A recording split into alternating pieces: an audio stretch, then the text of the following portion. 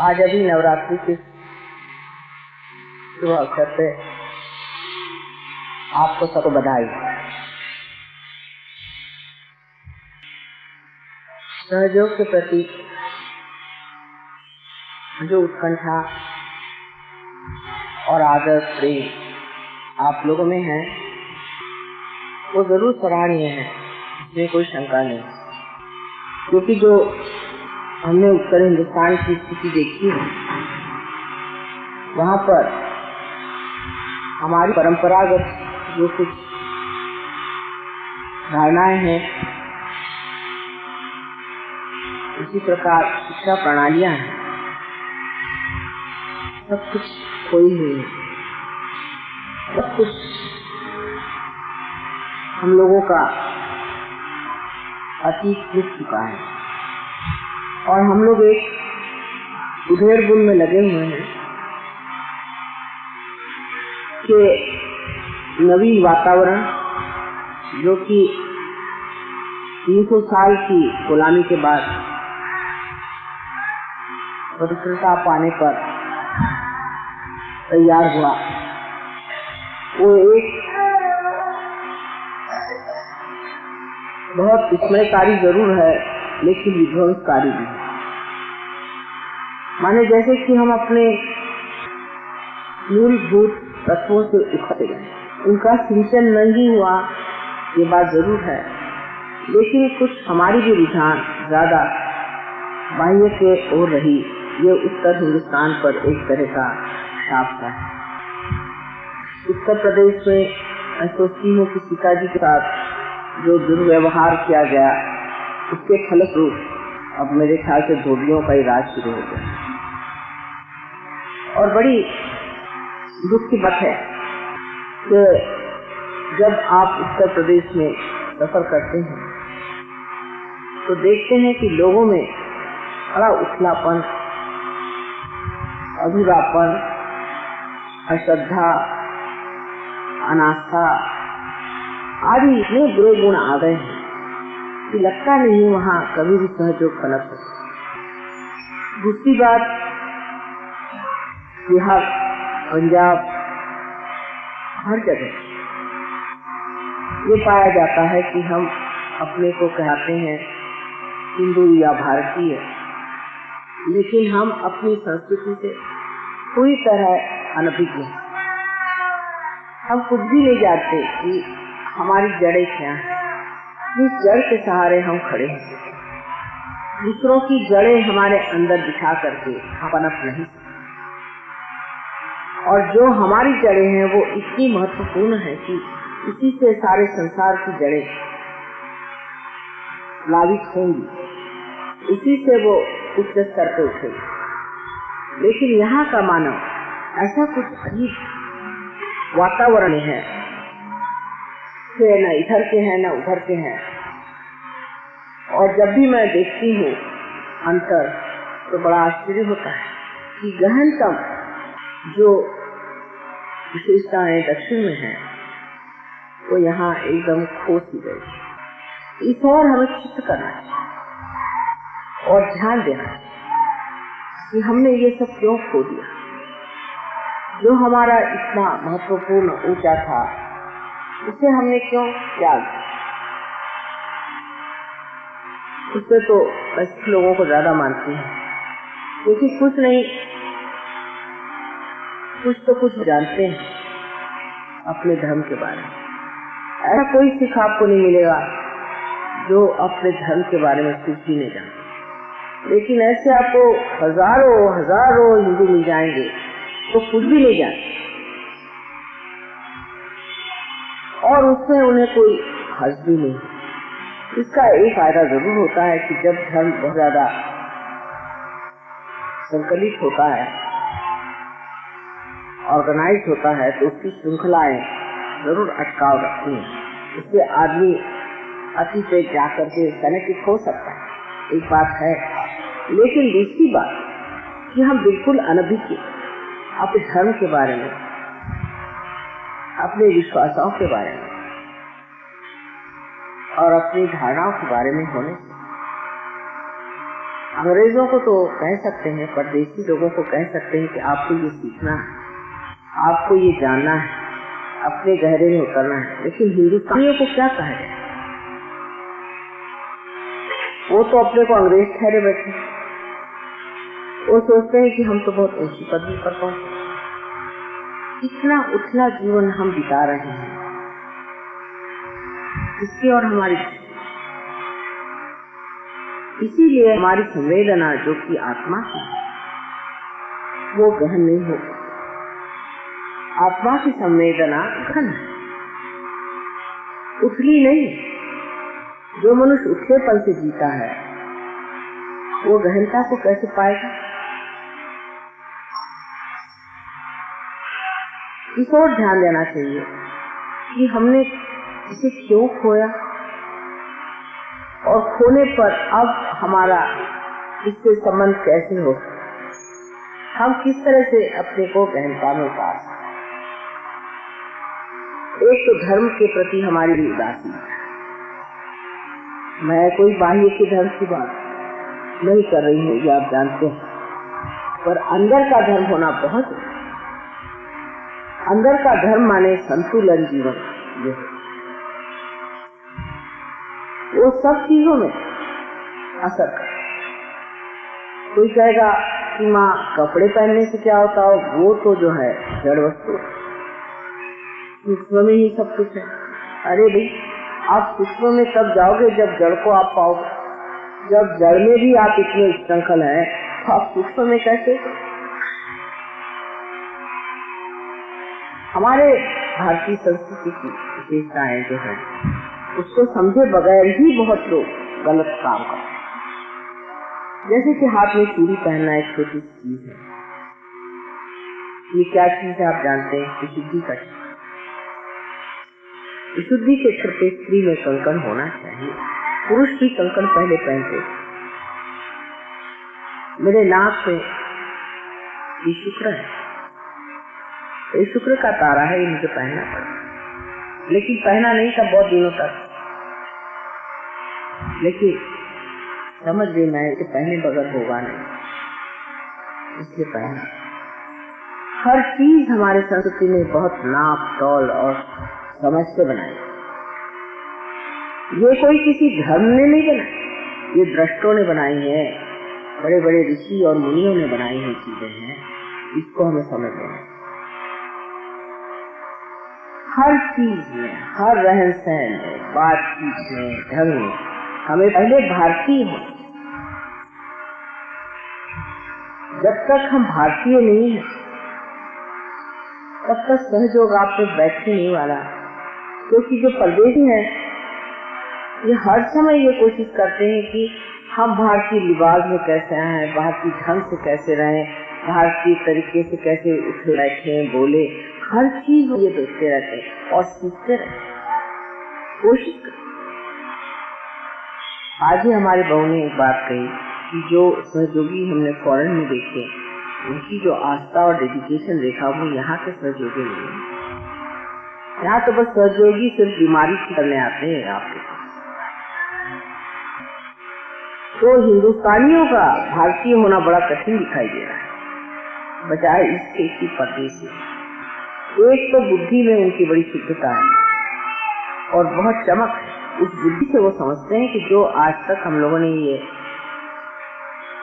अहंकार के सहारे कार्य किए हैं उनको छोड़ देना चाहिए और सीधे सरल तरीके से जो भारतीयता हमेशा आत्मा की ओर निर्देश करती है उसे स्वीकार कर।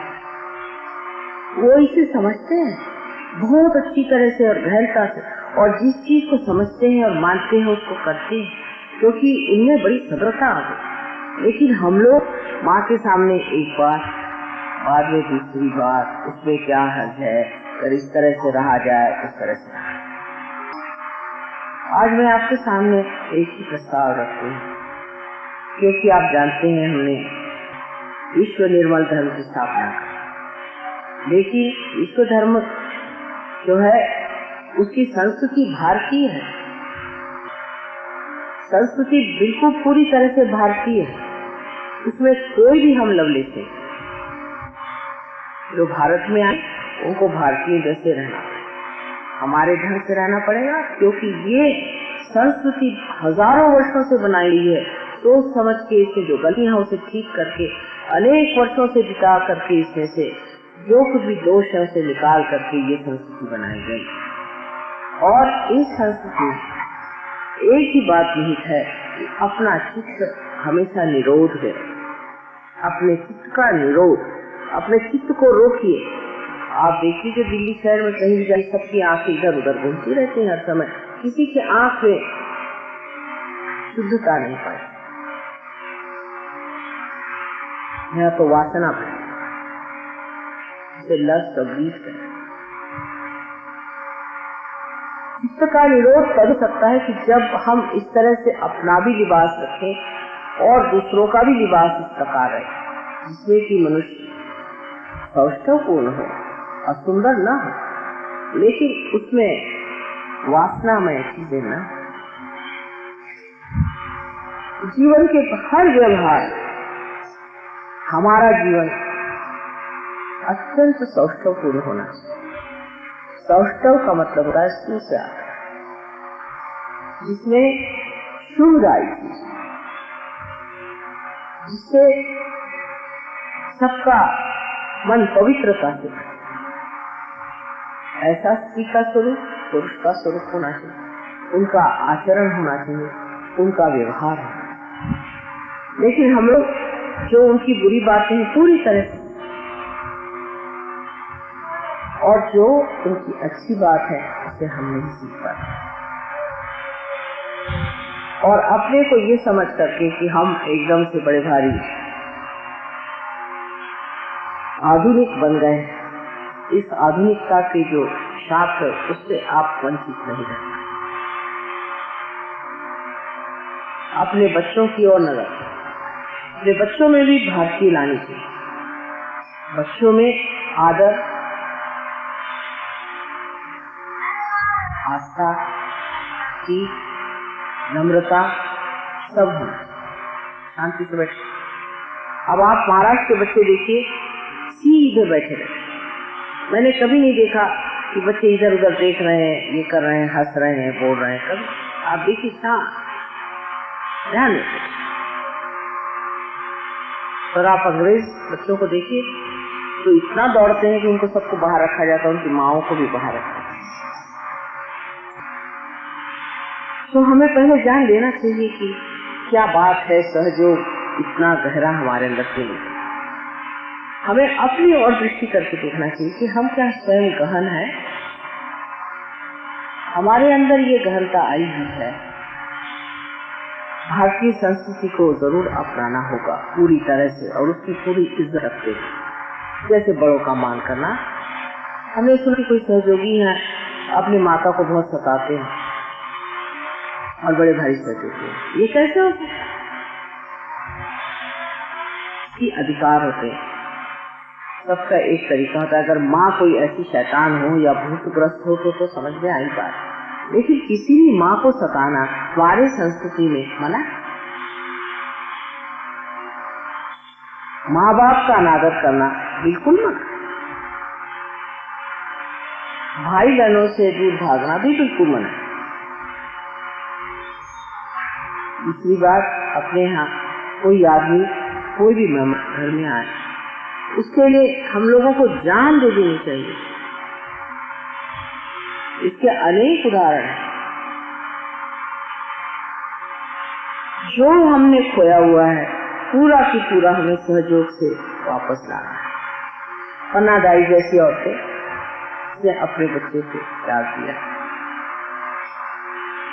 युवराज को बचाने के लिए जिसे अपने बच्चे को त्याग दिया। पद्मिनी जैसी स्त्री इतनी लावण्यपूर्ण थी। उन सबको याद करिए जिन्होंने अपनी जान देश की आन में मिटा दी। उस संस्कृति को छोड़ कर आप किसी तरह से सहयोग में पनप नहीं। मैंने सारी संसार की संस्कृतियां देखी। एक तो जो अनादिकाल की संस्कृतियां चली आ रही हैं, इजिप्ट में कहिए या चाइना में कहिए या आप चाहे तो ग्रीस में, इटली में काफी पुरानी सभ्यता है, हजारों वर्ष की सभ्यता है और ऐतिहासिक भी है। हमारी तो इतनी पुरानी है कि वो कुछ ऐतिहासिक है, कोई पौराणिक है और कोई तो कोई समझ नहीं पाता। इतनी पुरानी सभ्यता हमारी है और इन सभी सभ्यताओं ने विकृति को ही माना और उसमें बैठ गए। उसमें दिखाया कि परशुराम जो थे उनमें औरतों के प्रति बड़ा आकर्षण था। कैसे तो जल्लाद थे, वो कैसे औरतों के प्रति आकर्षण रखे। विष्णु को दूसरे गंदे स्वरूप में दिखा दिया।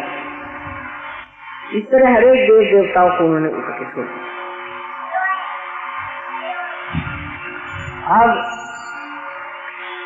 आप रोम में जाइए, वहां संस्कृति देखिए तो रोमन के लिए तो लोग कहते हैं कि जहां ये गए वहां ही सत्यानाश, राक्षसी प्रवृत्ति से। इजिप्ट में जाइए तो सारी भूत विद्या, चाइना में जाइए तो थोड़ा सा आपको हिंदुस्तान का मिलता है, पर जो भी उनकी संस्कृति है वो हिंदुस्तान की संस्कृति पे ही बची है। जो भी कुछ वो मानते हैं वो हिंदुस्तान से ही सभ्यता को। उसी प्रकार आप जापान में जाए, वहाँ भी आप पाते हैं कि हिंदुस्तान की संस्कृति बसी हुई चीजें जैसे कि ज़ेन आदि हैं, ये सब हिंदुस्तान से गई हुई चीज। संसार को हमें सभ्यता है, हमारे संस्कृति में सारी सभ्यताएं इतनी सुंदर है, उसको भुला करके और हम उस सभ्यता को ले रहे हैं जिसमें कोई भी सभ्य चीज बहुत असभ्य। इतना ही नहीं कि हम सभ्य हो, हम तो सभ्य हो। सभ्यता ऐसी हो कि हमारे व्यक्तित्व से शुभ झरे तभी संसार। तो पहले एक भारतीय के नाते आप अपने प्रति एक गर्व की दृष्टि से अपने प्रति अभिमान रखें कि आप एक भारतीय हैं, आपके पास इस संस्कृति की इतनी बड़ी संपदा है। और कृपया कोशिश करें कि हमारे हर एक जीवन में हम भारतीयता के साथ अंग्रेजियत को त्याग, विलायती चीजों को त्याग, विलायती चीजों का इस्तेमाल करना, उनके रहन सहन का इस्तेमाल करना बहुत है। आप जानते हैं आपकी माँ सब भारतीय संस्कृति की,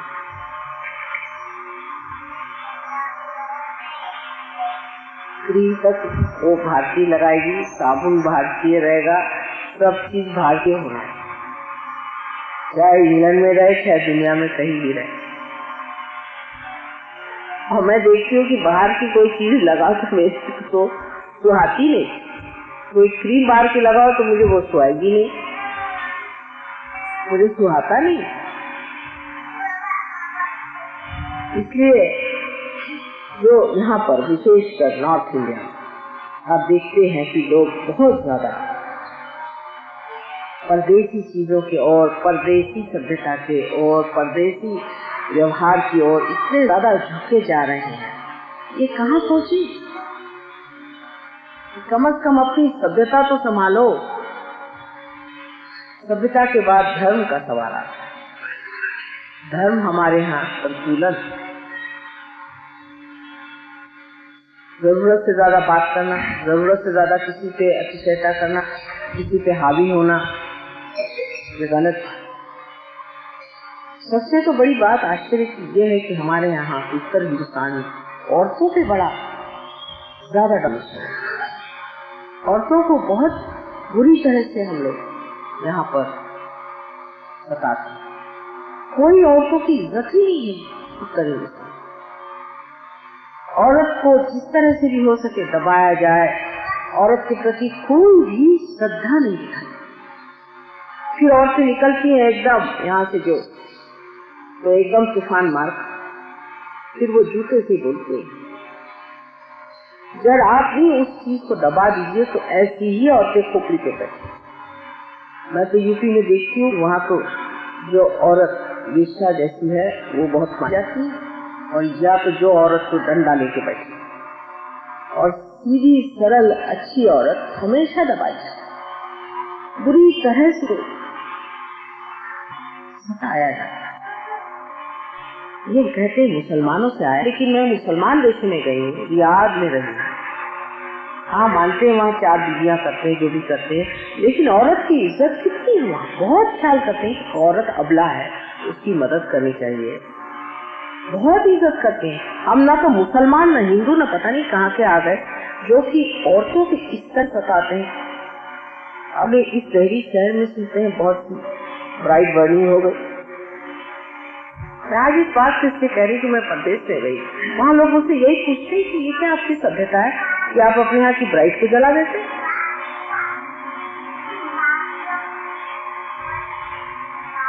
आप कायदा पास करो, कायदा कराओ, क्या हम लोग अंदर से कायदा नहीं रख सकते? औरत से हम इज्जत नहीं कर सकते, औरत से हम बिगड़ते हैं, औरत से क्रोध करना पाप। आपको क्या अधिकार है कि आप औरत से क्रोध करें? वो आपके बच्चों की माँ है। औरतों को जरूर चाहिए कि वो भी चरित्रवान हो और वो भी पूजनीय रहे। अगर औरत पूजनीय नहीं है तो भी उस क्रोध करने से फायदा क्या? लेकिन अगर पुरुष पूजनीय नहीं है तो भी वो क्रोध कर सकता है, और वो अगर महादुष्ट हो, अगर उसे किसी और चीज से लगाव होता तो भी वो ऐसा कर सकता है। ये भारतीय संस्कृति नहीं है। इस देश में इतनी बड़ी बड़ी महान औरतें हो गई हैं जो पितों के साथ बैठ करके वाद विवाद किया, वो सब कुछ खो गया। या तो अब कोई राक्षसी प्रकृति की स्त्री आ जाए, उसके सामने आप झुक जाएंगे, और या तो कोई बिल्कुल ही गिरी हुई औरत हो तो उसके आगे आप दौड़ेंगे। ये क्या पुरुषार्थ? अब रही औरतों की बात कि वो भी और औरतों को देखा देखी उस तरह से रहने लग जाती है जिधर औरतों की नजर जाती है। जैसे आदमी लोग औरतों के और दिखते हैं उधर ही उनकी नजर जाती है। जैसी ये औरतें इस तरह का कपड़ा पहनती हैं, इस तरह से घूमती फिरती हैं, इस तरह से बातचीत करती हैं, इनका ढंग जैसा बिल्कुल छिछोरा है, उस ढंग से औरतें भी अपने को बनाना शुरू कर देती। क्योंकि औरत में व्यक्तित्व ही नहीं है, उसको दबा दबा के मार डाला। वो सोचती तो इसी बहाने खुश हो जाए आदमी। मैं तो इसमें दोषी पुरुषों को समझूंगी हर हालत में, क्योंकि पुरुष औरत को जब बढ़ावा दे और उसकी महानता बढ़ाए तभी औरत बढ़ती है। इस देश इसका ये कभी भी मतलब नहीं कि औरत आदमी के आगे बोले, इसका मतलब नहीं। औरत को सम्मान के साथ अपने पति के साथ उसकी हर इच्छा को पूर्ण करना चाहिए, उसको खुश हो जाता। औरत धरा जैसे, उसके पास अनंत शक्ति, धरा जैसे उसको को प्लावित करना चाहिए। लेकिन अगर आप हर समय धरा को खींचते रहे तो एक दिन अंदर से वाला मुक्त निकल आता है। ये भी समझ लेना चाहिए।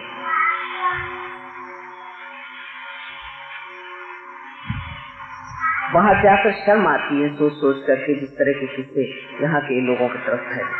और ये चीजें महाराष्ट्र में क्यों नहीं होती? महाराष्ट्र में तो डाउरी सिस्टम बिल्कुल नहीं है। साउथ इंडिया में भी बहुत ज्यादा डाउ का सिस्टम चलता है। उसकी वजह वो दिल्ली में जो आके बैठे हैं सब मद्रासी, उनको सबको वापस करो या उनको की मद्रासी बनो। दिल्ली में सीखे हैं इतनी रुपए डाउरी लेंगे, उतनी रुपए डाउरी लेंगे। बड़ा आश्चर्य होता है। आज की लड़की के नाम से रुपया पैसा जरूर कर देना, लेकिन डाउरी लेने वाले हो दूसरे, लड़की से थोड़ी कोई संबंध रहता है। भारतीय सभ्यता में ये कहीं भी नहीं है। हमेशा स्त्री का मान राधा कहा जाता है, कृष्ण राधा के बगैर कुछ भी नहीं है, मान ली। जब कंस को मारना था तब भी उन्होंने राधा को याद किया। राधा की शक्ति से मारा है, वो क्या मार सकते तेरे मामा को? और मार सकते तो जब पैदा हुए तभी मार डालते। हमारे यहाँ सीता राम कहा जाता है। हमारी संस्कृति में सब चीजें इतनी सुंदर सुंदर हैं कि उसको अगर बारीकी से देखा जाए तो मनुष्य समझ सकता है कि सुंदरता क्या है। लेकिन ज्यादातर भारतीय संस्कृति के बारे में लिखने वाले ऐसे लिखते हैं जैसे कि बैंक में कहाँ छेद हो, उसका अनुभव कि इसमें ये खराबी है वो खराबी। कोई ये बात नहीं लिखता है कि कितनी बड़ी भारी बैंक है। लिखता ये है कि इसमें से इधर से छेद है, इधर से छेद है। ना इन्होंने हो सकता है एक दो बातें उसमें शायद ठीक करनी भी हो, एक आधी इधर उधर की, लेकिन एक एक चीज का देखिए स्वार्थ शब्द, देखिए स्व का अर्थ पाना स्वार्थ। परम स्वार्थ वही है कि जब आपने परम को पाया। और मैं देखती हूँ कि जो लोग परदेश में भी लोग हैं वो जब हमारी औरतों को देखते हैं कि हम उनके जैसे कपड़े पहन के घूमते हैं, उनकी जैसे बातचीत करते हैं, उनको जरा भी इज्जत नहीं। और जो और अपनी भारतीयता पे खड़ी है उसकी बड़ी इज्जत होती, बड़ी इज्जत होती। मैं जब एक बार जापान गई थी 1960, बहुत साल पहले की बात, तो हर जगह जाए तो बड़ा हमारा मान पान है। और जब हम शिकामा नाम के एक बंदरगाह पे पहुंचे तो हजारों लोगों की भीड़ वहां पर। मैंने कहा ये कौन आए?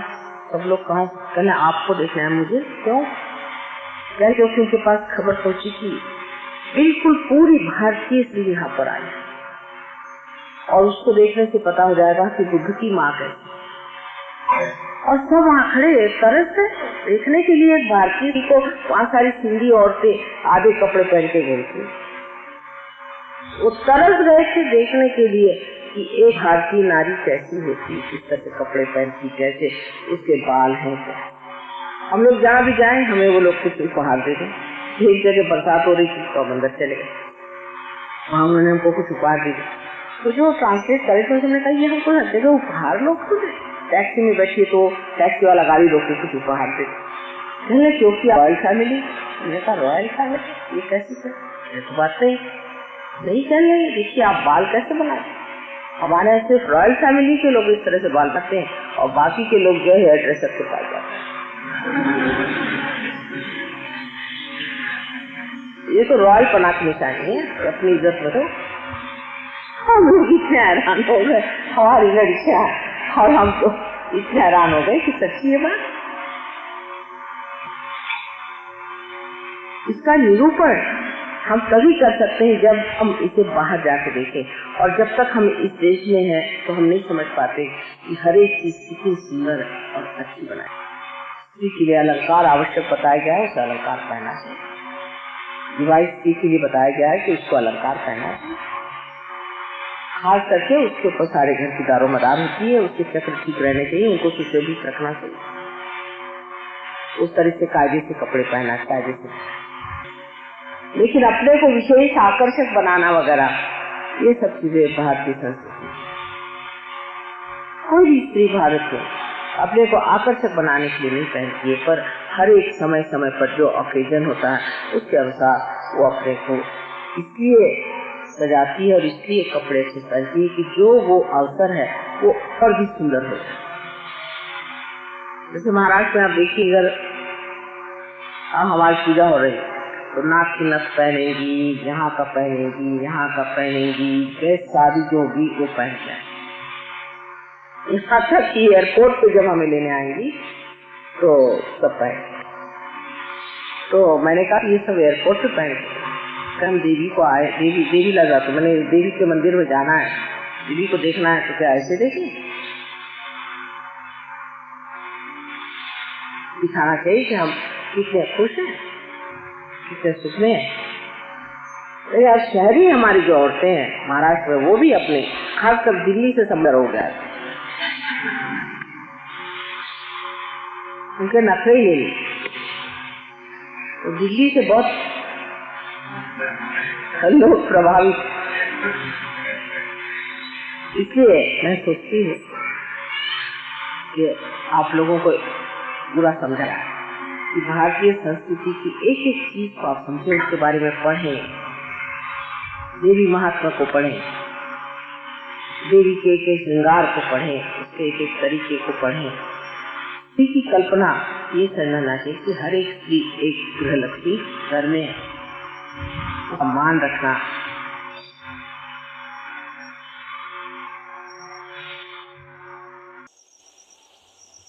उनको इज्जत से रखना बहुत जरूरी। उसकी बड़ी मुझे हैरानी होती कि इस हिंदुस्तान में लोग अपनी पत्नी को इतना नहीं मानते जितने अपनी लड़कियों को मानते। तो समझ नहीं आते, बिल्कुल मुसलमानी पद्धति। लड़की को मानना और बीवी को नहीं मानना, ये बड़ी अजीब सी बात है।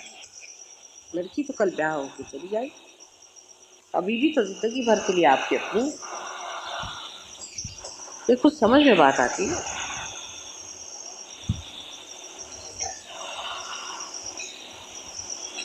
उसी प्रकार अपने पति को नहीं माना लेकिन लड़के को सब कुछ माना, ये भी इधर ज्यादा बीमारी। लड़का बहुत बड़ी चीज है, उत्तर हिंदुस्तान में लड़का बहुत बड़ी चीज। किसी के लड़का न हो गया कि क्या उसके घर में हाथी आ गया।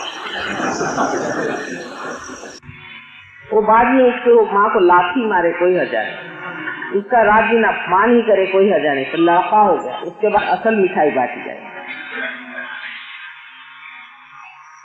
शुरू से ही स्त्री के प्रति ऐसी निंदनीय दृष्टि रखने से औरत हमेशा असुरक्षित, इनसिक्योर रहती है। जो औरत इनसिक्योर रहती है वो या तो आपको जाके छोड़ देगी या आपका सर्वनाश कर देगी। स्त्री के अंदर पूरी इज्जत और मान आप लीजिए। बच्चों से भी मान से बात। आप बच्चे हैं, आप विशेष हैं, आप सहयोगी हैं, आपका मान होना चाहिए। आप बड़े जैसे बैठे, आप सहयोगियों जैसे बैठिए। ये अगर आप अपने बच्चों को समझाने लग जाएं तो बच्चे कहाँ से पहुंचे।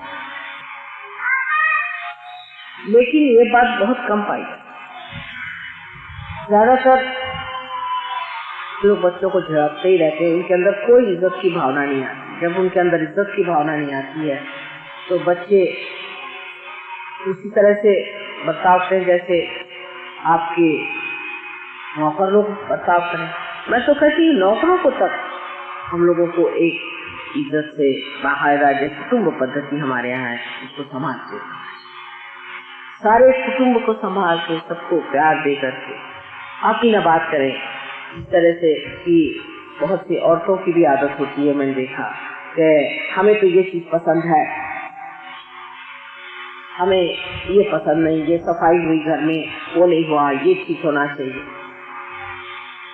आप करिए ये आपका और खुश होइए, और 3 बार खराब हो तो 4 बार करिए। देखिए आपके शौक,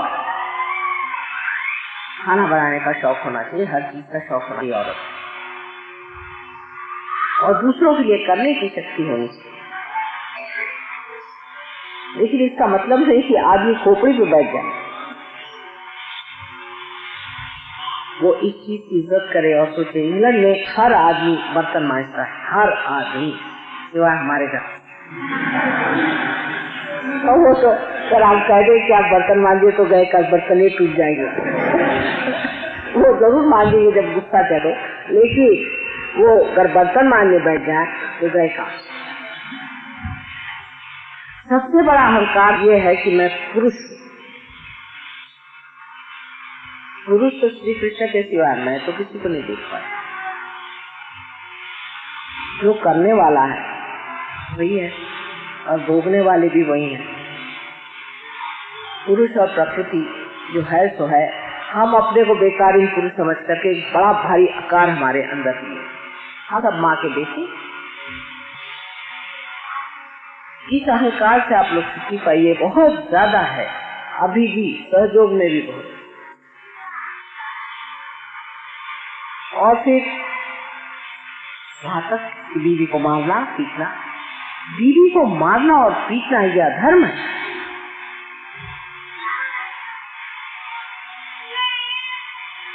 कि बीवी पीटे तो बिल्कुल अधर्म हो जाता है।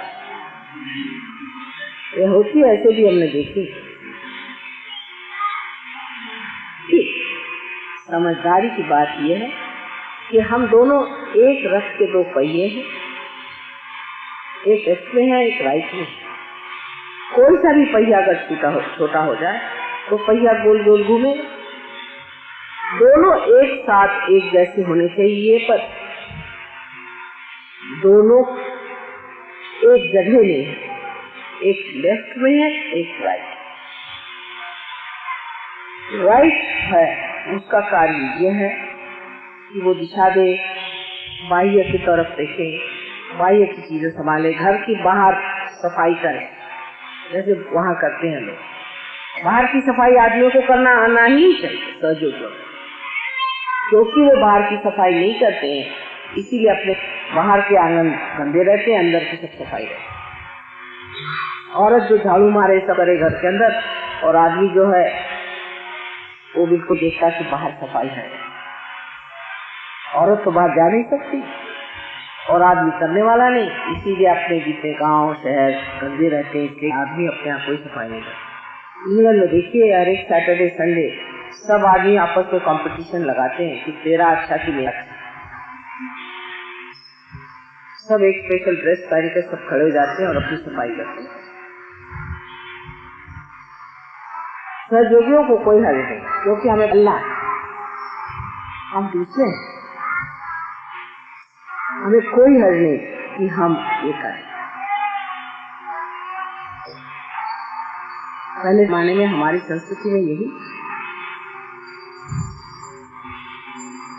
कि बाहर की सारी सफाई आदमी लोग करते थे, औरतें नहीं। और वही चीज आज भी हमारे अंदर अगर आ जाए तो आप देखिए कि एक शुरुआत हो जाएगी कि हम बाहर की सफाई और अंदर की सफाई हमारे देश में शुरू हो जाए तो गंदगी कहाँ रहे।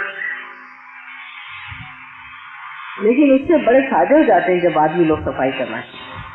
जैसे लंदन पहुंचे आप, तो हमने देखा कि यहाँ बर्तन धोने के, साफ करने के इंतजाम बड़े जबरदस्त है।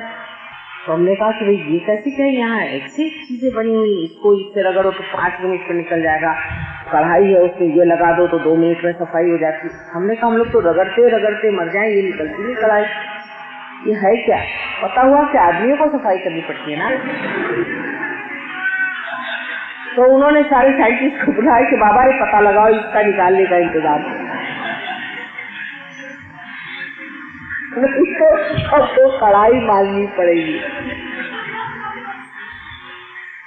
कभी कभी बर्तन अगर आदमी मांजे तो कुछ फायदा ही हो जाएगा। और जब आप काम करते हैं उनके साथ तो काम हाथ बटाने से ये भी पता होता है कि ये काम कितना कठिन और ये मुश्किल का काम है। तो अपने प्रति एक तरह की धारणाएं ना लेने से कोई बड़ा नहीं होता। और मैंने तो मुझे आश्चर्य होता है कि सब सहयोगी नहीं जो आती भी हैं तो उससे कहती माँ हमारी शादी बाहर ही करा दो तो अच्छा। तो मैंने कहा क्यों? कहले हमें सहयोगी नहीं होकर अब डंडे नहीं खाने। आप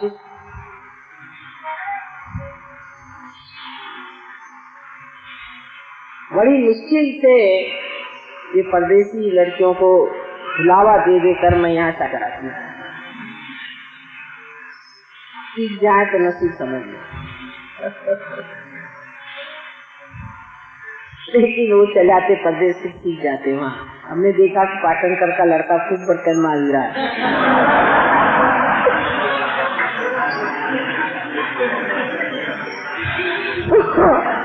तो हमने कहा कि वही कैसे क्या सीख गए? पहले यहाँ सभी सीख जाते हैं।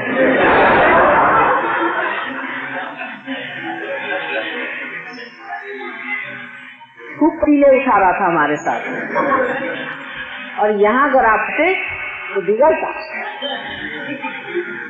और कहता कि नहीं मुझसे ये सब नहीं होने वाला, बेकार की चीज। वहाँ खूब मेरे साथ पतीले उठा रहा। तो मैंने कहा उन लोगों को करने तो तुम क्यों उठा रहे, कल मुझे सीखना क्यों है। जो आदमी वहाँ ये सब जानता नहीं उसको निठल्लू कहते हैं।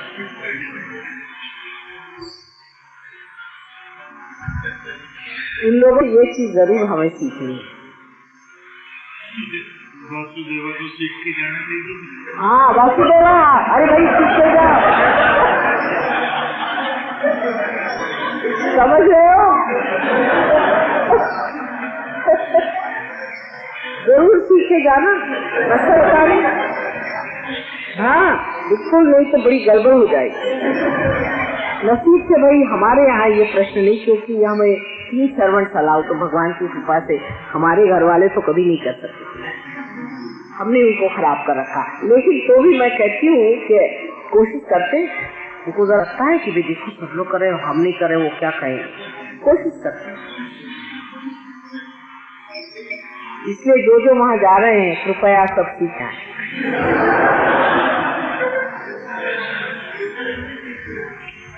तो उसके बगैर आपका मान नहीं होने वाला।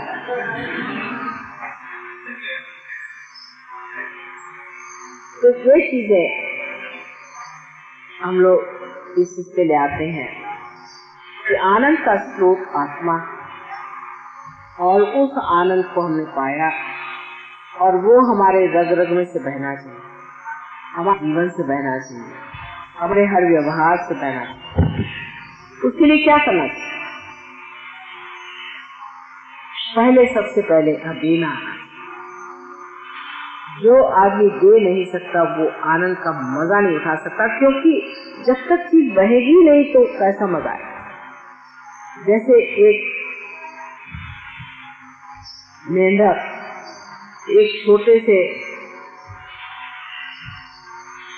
तालाब में जिसका पानी नहीं बहता है, काई रहता है, उसी प्रकार अगर हम अपने जीवन चाहें तो बिता सकते हैं। और हमारे भी शरीर पर जैसे कि एक मेंढक के शरीर पर भी काई जैसे जम जाती है, काई जैसा रंग, ऐसा ही हमारे जीवन का रंग काई जैसा हो जाता है। लेकिन जीवन का रस हमें पाना है और उसका मजा उठाना है और आत्मा का आनंद देखना है, तो हमें चाहिए कि हम अपना दिल खोल और भाएं इस आनंद। आप जानते हैं कि आपकी माँ की उम्र अब 63 साल की हो गई और हिंदुस्तान के हिसाब से 64 साल की हो गई, लेकिन कितनी मेहनत करती है आपकी, इतनी सफर, करीबन हर तीसरे दिन सफर, दूसरे दिन सफर, उसके अलावा पहाड़ों जैसी कुंडली उठाना, बड़ी मेहनत। फिर सारे न्यूज़पेपर वाले पूरी समय मेहनत से। हमारे साथ एक देवी जी है, हमसे 5 साल छोटी है, और मोदी साहब पूरी समय कहे ये बुढ़िया देखो बेचारी कितनी मेहनत करे। मैंने कहा और मेरी बात नहीं कर रहे हो तुम, मैं उसको 5 साल बड़ी हूँ, उनके लिए तो बुढ़िया बेचारी कितनी कर रही, ये बुढ़िया कितना करे। मैंने कहा मैं कौन, इसको देखो। तो वो तो सोचते नहीं कि मैं बुढ़िया हूँ, क्योंकि अभी तक देने की शक्ति हो सकती, क्षमता है। जब तक देने की शक्ति आपके अंदर है तब तक आप कभी भी बूढ़े नहीं हो सकते। इसलिए देना सीख, दिल खोल, तब आनंद देखिए क्या। सूक्ष्म में दिल खोल देना चाहिए, लेकिन यही हमारी सभ्यता का तत्व है। लोग जितने अपने यहाँ लोग हो गए, बड़े बड़े इनके आख्यान आपने सुने, जैसे हरिश्चंद्र है, या बेटे की आपने बात सुनी होगी, ये जो कुछ भी आपने पढ़ा है इसमें ऐसे ही लोगों की महानता बताई है जो दिल खोल करके देखे, वही आप है। इस संस्कृति की महत्ता जितनी भी गाई जाए वो कम है, लेकिन सिर्फ महत्ता से नहीं है, वो हमारे अंदर नहीं चाहिए। हमारे अंदर उसका पूरा प्रवेश होना है, उसके अंग अंग में हमें मजा आना और हमें से खुश होना। अभी भी जहाँ ये संस्कृति है वहाँ बड़ा मजा आता है। एक बार हम गए थे राहुरी के पास, तो वहाँ के बहुत इंजीनियर थे बेचारे, कोई खास तनख्वाह नहीं, छोटे छोटे घर, उनमें की एक छोटी सी वो आई, कहने माँ कल आप लोग हमारे यहाँ ब्रेकफास्ट पे आए। हमने कहा क्या कर रहे हो, 30 आदमी है हम लोग, कहाँ करोगे, हाँ पाना एक बार मान जाओ, हमें बड़ी खुशी। मेरी बड़ा फोर्स है, भाई क्या करते हो, 30 आदमियों का ब्रेकफास्ट कैसे बनाओ तुम और हम। मुझे पहुंचे तो हम मंडप बनाया हुआ है, सब लोगों ने मिल करके रात को 3 बजे से खाना बनाया और खुश, इतना बढ़िया उन्होंने ब्रेकफास्ट खिलाया कि मुझे भूलता ही नहीं। और पता नहीं कहाँ से बेंचेस ला के लगाए और कहाँ से इंतजाम किए, और इतनी खुश जैसे बड़ा भारी कोई बड़ा समारंभ हो गया। ये हमारा देश, ये हमारी, इसको मत छो, इसको फिर से पनपाना है, इसको बढ़ावा दे। हमारा संगीत, हमारी कलाएं, हमारा जो कुछ भी है बड़ा गहन है, उसको समझिए कैसे। उसकी गहनता में चाहूंगी कि आप लोगों से जितना बन पड़े आप हमारे संगीत के बारे में, कला के बारे में जानने का प्रयत्न। जो अपनी कला को नहीं जानते, अपने संगीत को नहीं जानते, अपनी भारत माता को नहीं जानते, वो इस माता को कैसे प्यार करते। इसीलिए तो हम झगड़ेबाजी करते हैं। आज सिर्फ आपसे बातचीत करने की कर दी, और मैं चाहती हूँ कि अगले समय में आप लोग ये समझें कि हमारे क्या क्या त्योहार होते हैं, उन त्योहार में क्या क्या होता है। हमारे यहाँ छोटी छोटी दवाइयाँ हैं जो कि बहुत साल चली आ रही, छोटी छोटी बातचीत है, जैसे केला खाया उसके बाद चना खाओ या कोई चीज खाओ, उसके बाद पानी, धूप में से आए आप पानी मत। आजकल लोग सब दुकान में बीमार हो जाते हैं, वजह क्या है, ये छोटी छोटी नियम जीवन के जो बनाए हुए हैं समझदारी के, वो हम नहीं पाते। इसमें क्या हो गया कि आप अस्पताल में जाएंगे और क्या होगा। अब जैसे अंगूर दिया इन्होंने, समझ, अब पहले हमने अंगूर खा लिया, उसके बाद हम लिमका नहीं पी, आप तो पी लिया, हमने कहा चलो क्या कर, हमारी बात और। लेकिन आप लोगों को नहीं, फल खाने के बाद पानी पी लिया, आइसक्रीम खाने के बाद कॉफी पी ली, या कॉफी के बाद आइसक्रीम खा लिया, तो क्या। ये छोटी छोटी बातें हमारे जीवन की, जो छोटी छोटी चीजें हमें, इसे कहते हैं कि अणु परमाणु में हमारा जो है जीवन बड़ा ही सुघड़ व्यवस्थित और ऐसा बनाया गया है कि जिससे मनुष्य हमेशा स्वस्थ, तंदुरुस्त स्वस्थ रहे, उसका मन स्वस्थ रहे, उसका चित्त स्वस्थ रहे, और जिससे अंत में वो परमात्मा को प्राप्त, ऐसा सुंदर सारा बना। लेकिन तो समझ लें, और जिस आदमी में चरित्र ही नहीं वो आज इस काम, लेकिन चरित्र को बढ़ावा देने वाली, उसको सजाने वाली, उसको पूरी तरह से प्लावित करने वाली जो शक्ति है वो है आपकी सभ्यता।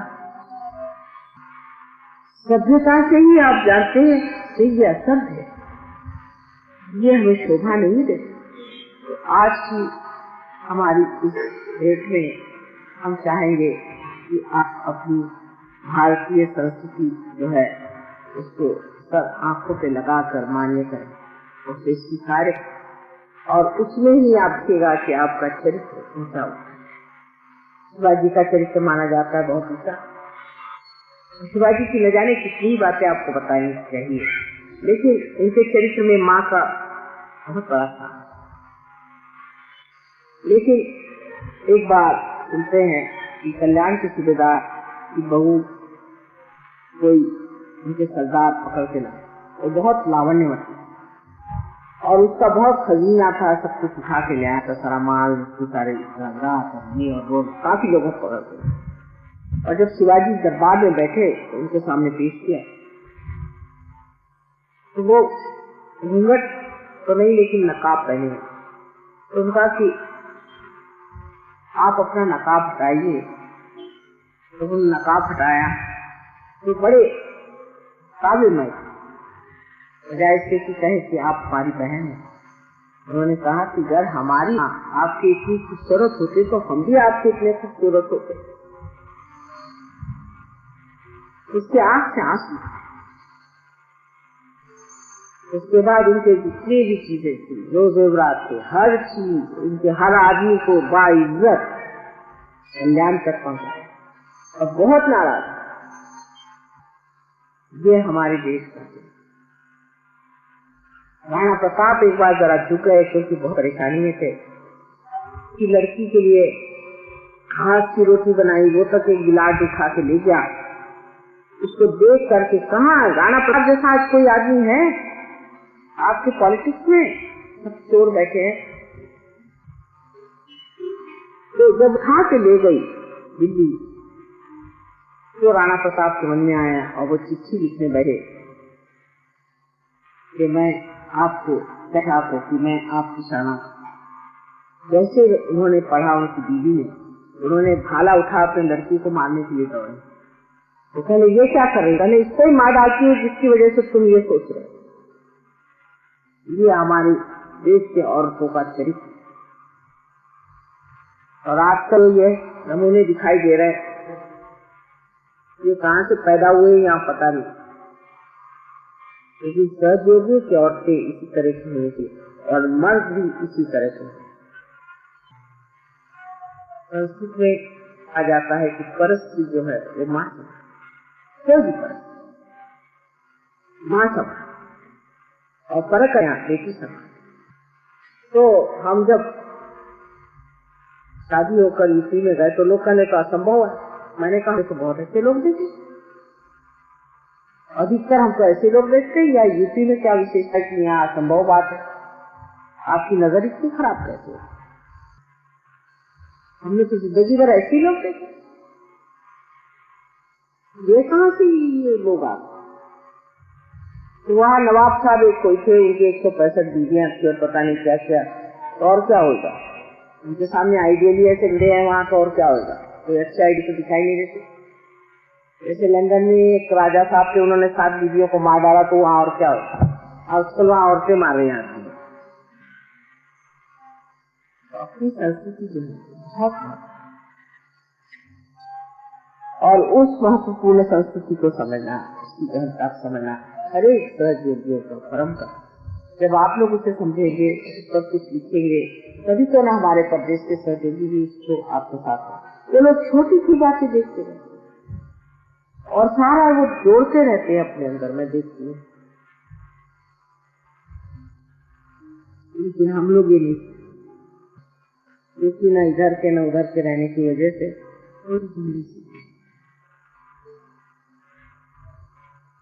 आशा है अगली बार मैं आऊं तो आप लोग आनंद से आत्मा का प्रकाश शब्द फैलाते हैं।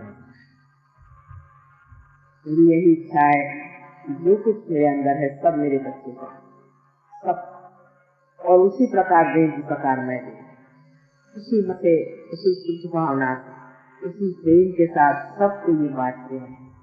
यही नहीं, लेकिन वो पानी में घोल के दीजिए जिसमें दांत मरने लगा। पानी में घोल के दी हुई चीनी बच्चों के लिए बहुत जरूरी। डॉक्टरों का इस मामले में मत, वो तो जनरल चलाते कि अब चीनी मत खाओ। सब लोग चीनी नहीं खा रहे, नमक नहीं खाओ, सब लोग नमक नहीं खा रहे। भाई जिसको जिस चीज की जरूरत है वो खाओ। बच्चों को चीनी की जरूरत बहुत है, उनको आप चीनी दीजिए, लेकिन ऐसी चीनी न दीजिए जो दांत में वो खाएं या जिस तरह की, पक्षी जो कि पेट में चले।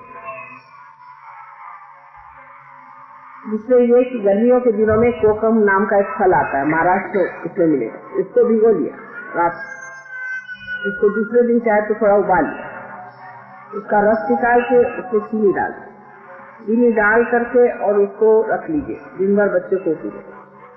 अगर जॉन्डिस जैसी बीमारी जाए तो मूली के पत्ते को, छोटी छोटी जो पत्तियां होती हैं उनको उबाल लीजिए, कोमल जिसको कहना चाहिए अभी अभी नमकीन, उनको उबाल करके उसमें खड़ी शक्कर मिला करके या चीनी जो वाइब्रेटेड हो मिला करके बच्चे को दीजिए और कोई पानी न दे। 1 दिन के अंदर बच्चे का जॉन्डिस ठीक है। और गर्मियों में मूली का रस कर दे सके तो बहुत ही अच्छा है। मूली खूब खाने को दीजिए बच्चों, बच्चों के लिए नींद बहुत फायदे की चीज, और उनको ऐसी ऐसी चीजें दीजिए जिससे कि उन पे बहुत ज्यादा फैट नहीं। हमारे यहाँ तली हुई चीज बच्चों को दे देते, कुछ सोचते नहीं, तली हुई चीज बिल्कुल नहीं देना। और दूसरा, यहाँ पर एक लीफ-62 भी अच्छी दवा मिलती है, वो अगर शुरू करें तो 1 साल के अंदर वो भी चल सकती है। लेकिन वो बनती है एक चीज जिसको हम कहते हैं मराठी में एरोनिया, हमारा हिंदी में पता नहीं क्या कहते हैं, छोटी छोटी काली काली चीज है इतनी बड़ी बड़ी, जो बेर के साथ मिलती है, एरोनिया करते। इतनी छोटी चीज हमारे नागपुर में बहुत होती है। नागपुर में किसी को लीवर के ट्रबल नहीं होते, सब बच्चे खाते हैं।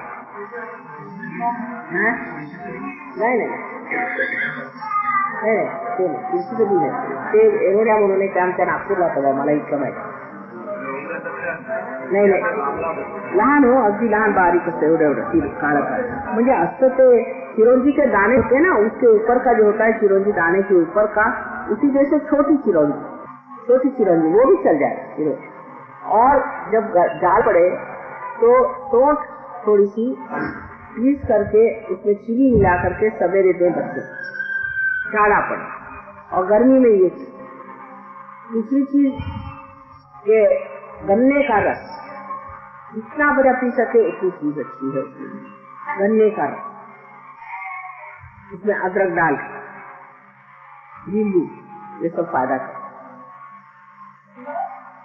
और बच्चों को ज्यादातर ये कर रहे वो कर रहे ऐसे नहीं करना चाहिए, सवेरे उठो जल्दी चलो ये करो, ऐसे नहीं करना चाहिए। इससे इनकी जिसको आप लोग स्त्री कहते हैं, स्क्रीन खराब हो जाती है, और इसी से ब्लड कैंसर होता है।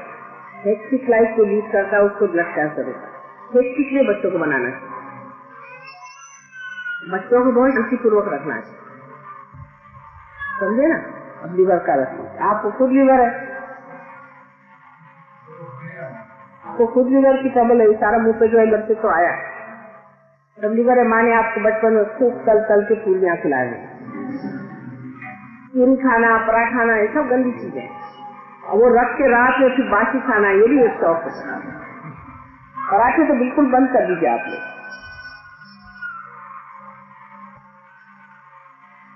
और कोई बात, कोई और बीमारी?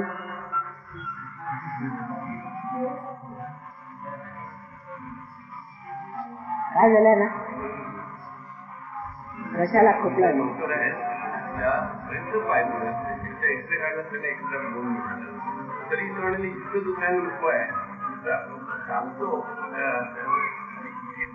अहो, त्याला व्हायब्रेशनची सवय होती, किती व्हायब्रेशन त्या डॉक्टर. माझा फोटो घ्या, फोटोकडे उजवा हात आणि डावा हात तिथे ठेवला, झालं की सरकून जाईल, झालं.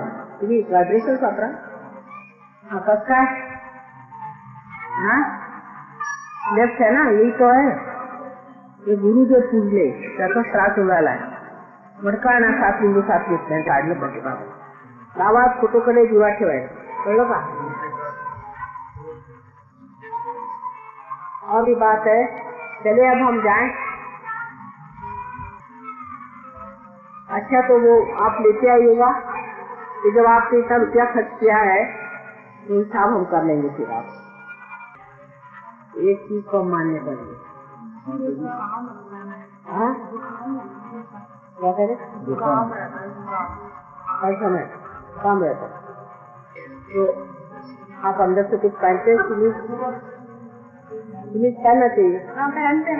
हाँ, अंदर से सिमी पूरा नहीं पहने अभी भी नहीं, वैसे इसी से हो जाए.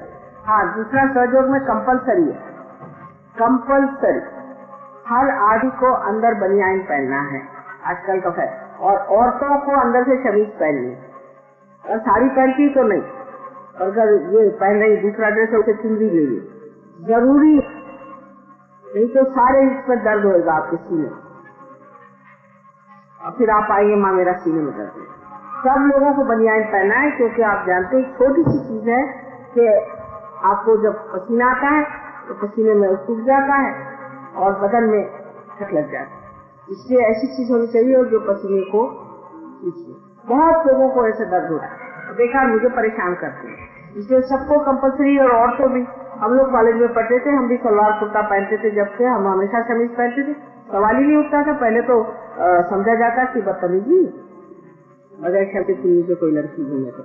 और दूसरी बात ये भी होती थी कि सलवार के जब तक इस तरह से पहना न जाएगा, समझिए ऐसे कपड़े के साथ नहीं हो शमीज, तो पहना नहीं जाता। शमीज पहनने का रिवाज पहले था, और पता नहीं सब लोग ऐसे फैशनेबल हो गए कि कुछ समझ नहीं। तो किस लिए बनाया जाता? कायदे के लिए कि वो आपके अब्सॉर्ब कर दे। अगर शमीज, अगर आप साड़ी पहने तो ठीक है, साड़ी आपको ये करेगी, फिर साड़ी आपको लपेट के रखना चाहिए। जब आप बाहर आते हैं साड़ी हमेशा इस तरह से पहननी चाहिए जिससे बदन में आपके, इसका सबसे फायदे है ना, शारीरिक है और दूसरे लज्जा स्वरूप है, बहुत फायदा होता है। अगर आप अपने सीने को ढक लें तो जो हवा आपकी, खासकर यहाँ की हवा के लिए तो बहुत ही, इतना पसीना आता है, सब आपके डॉक्टर साहब यहाँ बैठे हैं, वहाँ कर सारे आपके सीने में वो जकड़ जाता है, फिर आपको बीमारियां हो जाती हैं। यहाँ पर की बीमारियां मैं देखती हूँ